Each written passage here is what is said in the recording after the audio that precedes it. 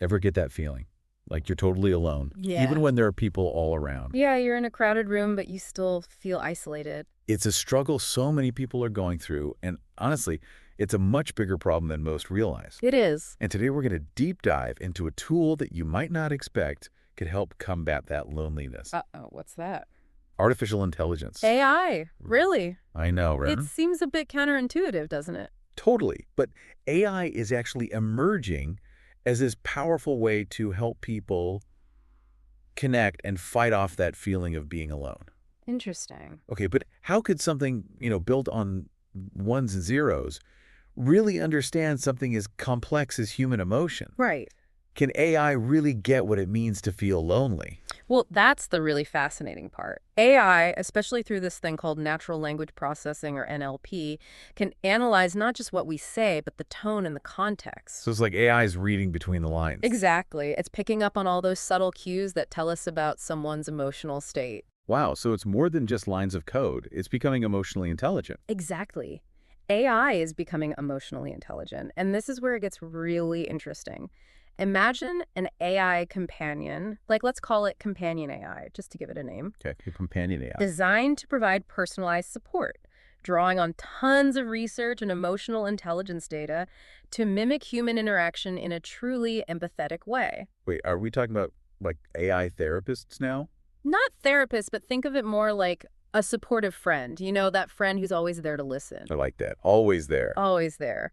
So let's say we have this fictional friend, a software developer named Alex. Okay. He loses his job because of automation, kind of ironic. Oof, that's rough. It is. Yeah. And he starts feeling isolated, lost in this digital world that kind of took away his livelihood. Which unfortunately is relatable for a lot of people right now.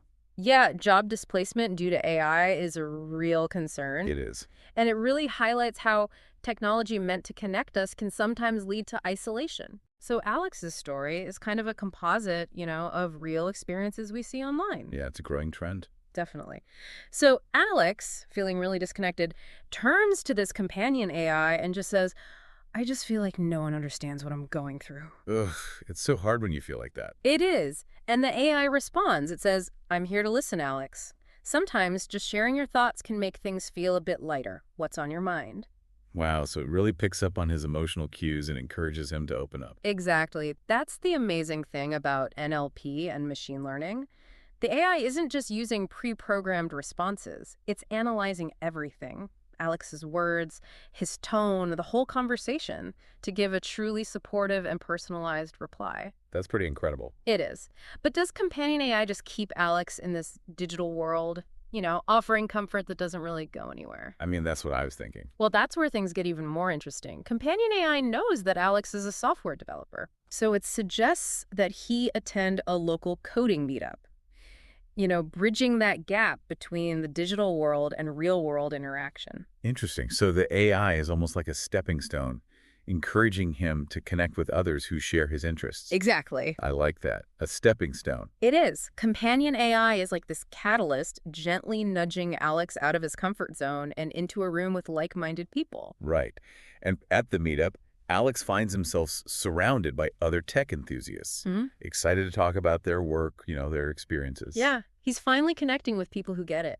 It's a huge step for someone struggling with isolation, to actually get out there. Absolutely. It is. It's almost like having a digital wingman or something. Right. Gently pushing you towards those real-life connections. Yeah. Okay, but can AI really address the deeper issues? What do you mean? Like the systemic issues that contribute to isolation in the first place? That is the big question, and it leads us to think about the bigger picture. Okay, the bigger picture. Yeah. The broader impact of AI in combating isolation. Interesting. Because while these personal stories like Alex's are powerful, AI's potential goes way beyond individual experiences. You see, loneliness, it's not just a personal thing, it's global. Very low. Think about this. The U.S. Surgeon General actually compared the health risks of chronic loneliness to smoking. Wow.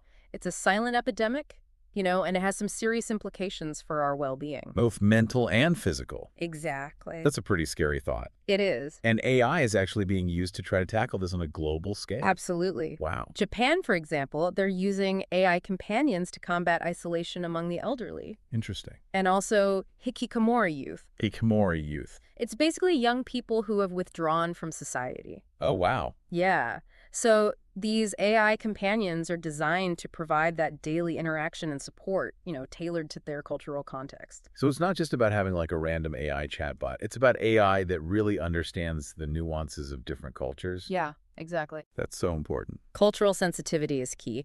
And then you have India, Okay, India. where AI-driven mental health platforms are breaking down barriers of access. Oh, interesting. They provide support in tons of different languages and offer culturally relevant content. That's incredible. So it makes mental health care more accessible to those who might not have had access before. That's amazing, using AI to bridge that gap. It It's the language gap and the cultural gap in mental health care. But how does this actually work? Could you give me like a specific example? Sure. Imagine an AI-powered platform. Okay. It analyzes someone's online behavior. Like their social media. Yeah, like their social media posts or even their search history. And this can reveal patterns Okay. that might suggest isolation or a decline in mental well-being. So it's like AI is acting as this early warning system. Exactly. It can identify people who might be at risk of isolation even before they reach out for help. Exactly. That's fascinating. It is. And this info can then be used to connect them to the right resources or support systems. Wow, that is remarkable. But it also sounds a little bit like AI is, watching our every move. Mm-hmm. Are there any ethical concerns about this kind of monitoring? Yeah, you're right to bring that up. Yeah. It is a really important point. You have to find the right balance between using AI for good and respecting individual privacy. Right. The ethical implications of this tech are definitely something we need to consider. For sure. So what are the steps that are being taken to make sure that AI is used responsibly in this context? Well, transparency and user control are huge. People need to know how their data is being used, and they need to be able to opt out if they want to. Yeah, that makes sense. But even with all of that, there's still this concern that people will start to rely too much on AI for their emotional needs. Yeah. Like, what if people start replacing real-world connections with digital ones?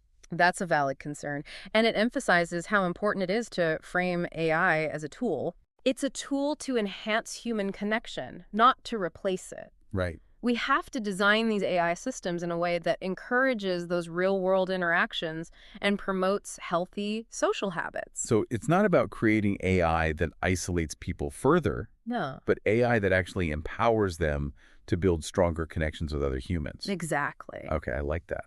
And how do we make sure that AI is being used effectively for this purpose? I think education is key. Okay. You have to give people the knowledge and the skills to navigate this new landscape. Of AI-assisted mental health care. Exactly. And that includes teaching them about, the benefits of AI and the limitations of AI, Right. the importance of data privacy, and how to use AI responsibly to support their well-being. It's about finding that sweet spot Mm-hmm. between technology and human connection. Yeah, it is. So with all of these applications, where do you see the future of AI in mental health going? Well, one area that I'm really excited about is integrating therapeutic techniques like CBT, CBT? cognitive behavioral therapy. Okay, right. Into AI companions. So instead of just offering companionship, AI could actually help people change negative thought patterns and behaviors that can contribute to isolation. Yeah, exactly. It really is amazing to think about all the potential applications for AI in mental health. But thinking long term, how do you think AI will change our approach to mental well-being in the future? It's hard to say for sure, but I can definitely see AI playing an even bigger role in how we understand, diagnose, and treat mental health conditions. I mean, we're already seeing AI-powered tools for things like therapy, tracking our moods, and even early intervention. And those tools, those are just the start. AI could completely change how we think about mental health care, Yeah, how so? making it more accessible and affordable and tailoring it to each person's needs. That's really promising. But I do wonder if there's a risk of relying too much on technology to keep us mentally healthy. What do you mean? Like, could we see a future where we're not interacting with other humans as much, I see what you're saying. where AI replaces traditional types of therapy? That's definitely something we need to be careful about. It's about balance, right? Yeah. integrating AI into mental health care, but not losing that human connection and empathy. So AI is more like a complement to human interaction, not a replacement. Exactly. Think of it like this. AI is a really powerful tool that therapists and other mental health professionals can use. Okay, I like that. It can help with things like analyzing data, recommending personalized treatments, and even providing support to people around the clock. That would make such a difference for so many people. It really would. And think about this.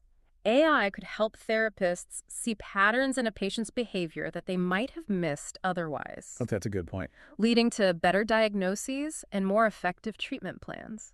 I hadn't thought of it that way. That's incredible, It is. And it can also help address the shortage of mental health professionals. which is a huge issue right now. It is, especially in areas where there just aren't enough resources. AI could help bridge that gap. Yeah, AI-powered tools can allow therapists to reach more people in those areas. That would be a game changer. Right.